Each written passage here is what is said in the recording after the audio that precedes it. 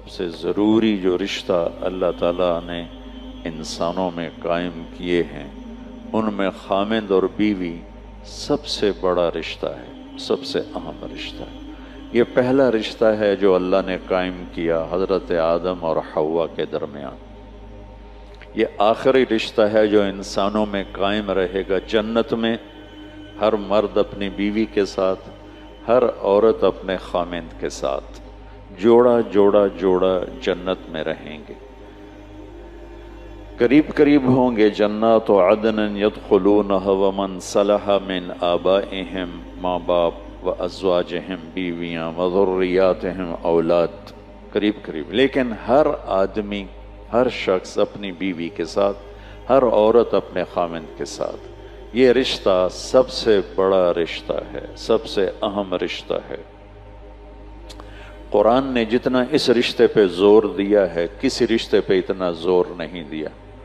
والدین کی خدمت اور حقوق کے لیے چند آیات، اولاد کی تربیت کے لیے چند آیات، باقی رشتوں کے لیے تھوڑی تھوڑی آیات ہیں، لیکن خامند اور بیوی کے رشتے کے لیے سینکڑوں آیات، پوری پوری سورت اتاری ہے۔ سورہ تحریم خامند اور بیوی کا رشتہ، سورہ طلاق خامند اور بیوی کا رشتہ، سورہ نساء خامند اور بیوی کا رشتہ، سورہ بقرہ، آل عمران، اتنی تفصیل ہے۔ اگر اس ساری تفصیل کو جمع کیا جائے تو وہ کئی سو آیات بن جائیں گی، جس میں کہ اللہ تعالیٰ اس رشتے کو گزارنا کیسے ہے وہ سکھاتا ہے۔ ایک اس کی اہمیت کی وجہ سے، ایک اس کی کمزوری کی وجہ سے۔ اہمیت اس کی یہ ہے کہ یہ پہلا رشتہ اور آخری رشتہ ہے، اس سے آگے نسل بنتی، اس سے رشتے جنم لیتے ہیں۔ اولاد ہوتی ہے تو یہی خامند بیوی ماں باپ بن جاتے، آگے اولاد کی شادی ہوتی ہے تو یہی خامند بیوی دادا دادی نانا نانی بن جاتے ہیں، ساس سسر بن جاتے ہیں۔ اس سے سارے رشتے جنم لیتے ہیں۔ اور دوسری اس کی کمزوری ہے، باقی رشتے ٹوٹتے نہیں۔ باپ اور بیٹے کا رشتہ یہ ٹوٹتا نہیں، چاہے تعلق اچھا ہو یا برا ہو۔ بھائی اور بھائی کا رشتہ یہ ٹوٹتا نہیں، چاہے تعلق اچھا ہو یا برا ہو۔ بہن بھائی کا رشتہ یہ ٹوٹتا نہیں، چاہے بول چال ہو یا بند ہو۔ لیکن خامند اور بیوی کا رشتہ ایک بول پہ ٹوٹ جاتا ہے، ایک لفظ پہ ٹوٹ جاتا ہے، اور اللہ چاہتے ہیں کہ وہ حالت پیدا نہ ہو اور وہ صورتحال پیدا نہ ہو۔ اس سے کیسے نکلنا ہے، اس سے کیسے بچنا ہے؟ صورتیں بھری پڑی، زندگی کیسے گزارنی ہے، صورتیں بھری پڑی ہیں۔ اور بدقسمتی سے یہ رشتہ سب سے زیادہ اس وقت پس رہا ہے، جتنا یہ اہم ہے اتنا یہ پس رہا ہے، اور اس کی وجہ ہمارا جوائنٹ فیملی سسٹم ہے کہ وہیں باپ رہتا ہے، وہیں ماں رہتی ہے، وہیں بیٹا ہے، وہیں اس کی بیوی ہے، وہیں اس کی بہنیں ہیں، تو ایک کھچڑی پک جاتی ہے۔ کسی وقت میں یہ بہت اچھا سسٹم تھا کہ ایک دوسرے کے رشتوں کی پہچان تھی اور ایک دوسرے کے مددگار تھے، لیکن اب یہ جوائنٹ فیملی سسٹم ایک مصیبت بن چکا ہے کہ رشتوں کی پہچان نہیں، اور جتنے لوگ زیادہ ہوتے ہیں اتنی لڑائیاں زیادہ ہوتی ہیں۔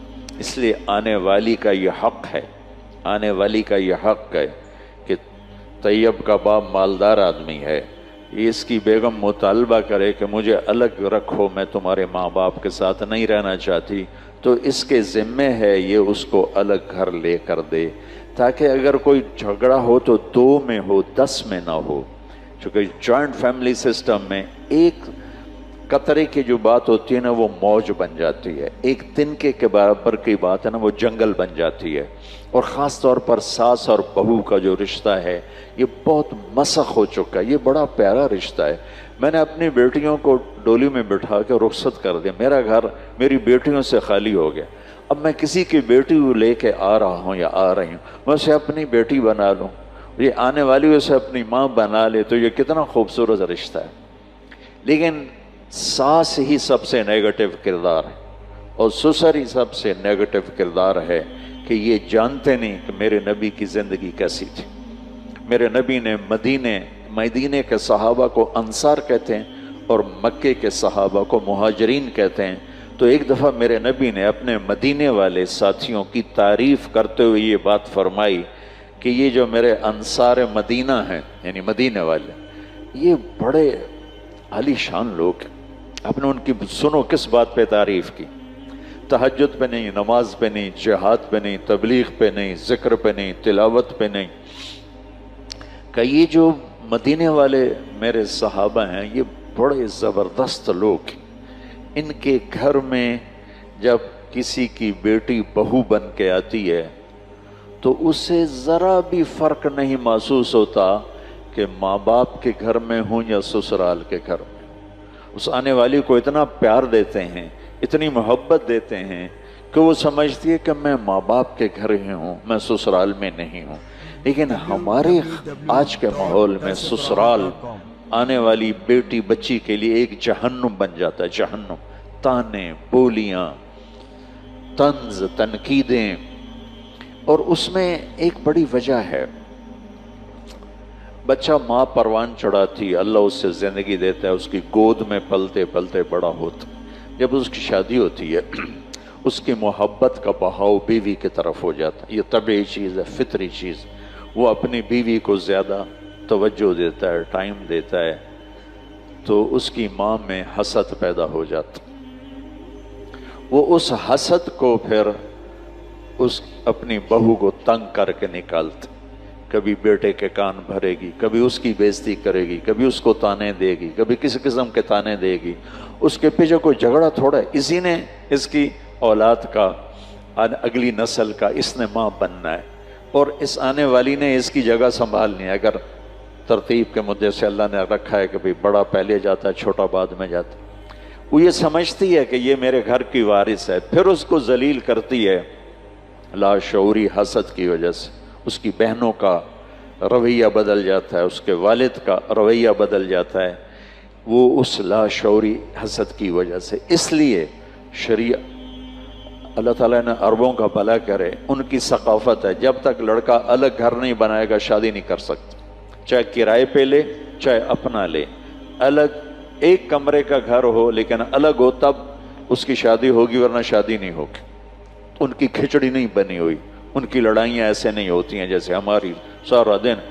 ایک لڑکا لڑکی آپس میں الجھ گئے، چھوٹا مسئلہ ہے، لیکن ساتھ ماں بھی الجھ گئی، باپ بھی الجھ گیا، بہنیں بھی الجھ گئے، چاچے بھی آ گئے، مامے بھی آ گئے، دادے بھی آ گئے، نانے بھی آ گئے، اتنے تو سوٹے چل گئے۔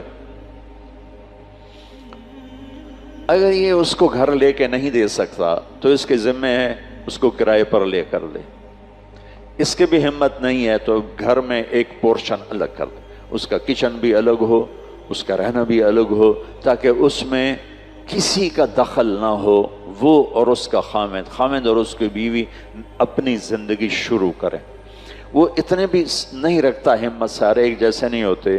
ایک کمرہ، ایک کچن، ایک ٹوائلٹ، یہ آنے والی لڑکی کا حق واجب ہے، یہ حق واجب۔ مشترکہ کچن ہوگا تو لڑائیاں ہوں گی، مشترکہ واش روم ہوں گے تو لڑائیاں ہوں گی۔ اور اگر یہ اس کی بھی ہمت نہیں رکھتا کہ کمرہ بھی نہیں الگ کر سکتا، واش روم نہیں دے سکتا، کچن نہیں دے سکتا، تو پھر یہ شادی نہ کرے، روزے رکھے تھے تسبیح پڑھے، کسی دے دینوں برباد نہ کرے۔ کسی کو بیٹی ہاتھ میں دے دینا کوئی آسان کام ہوتا، اور آتے ہی اس کو سولی پہ چڑھا دینا اور اس کو تانے دے دے کے تباہ و برباد کر دینا، اس میں دیندار اور دنیا دار دونوں برابر، اس میں داڑھی والے کلین شیو دونوں برابر، اس میں پردہ دار عورتیں اور بے پرد دونوں برابر۔ آگ لگی ہوئی ہے، آگ لگی ہوئی ہے، آگ لگی ہوئی ہے۔ بھائیو، اپنے رشتوں کو آباد کرو میرے نبی والے اخلاق کے ساتھ۔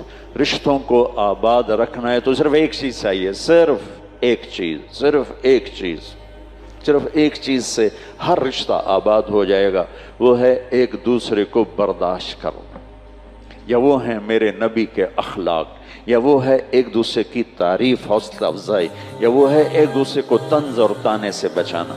ان سینکڑوں آیات کا میں 2 لفظوں میں خلاصہ بتا دیتا ہوں جو اللہ نے خاوند اور بیوی کے رشتے کے لیے آیات صرف 2 لفظوں میں سارا بتا دیتا، صرف 2 لفظ.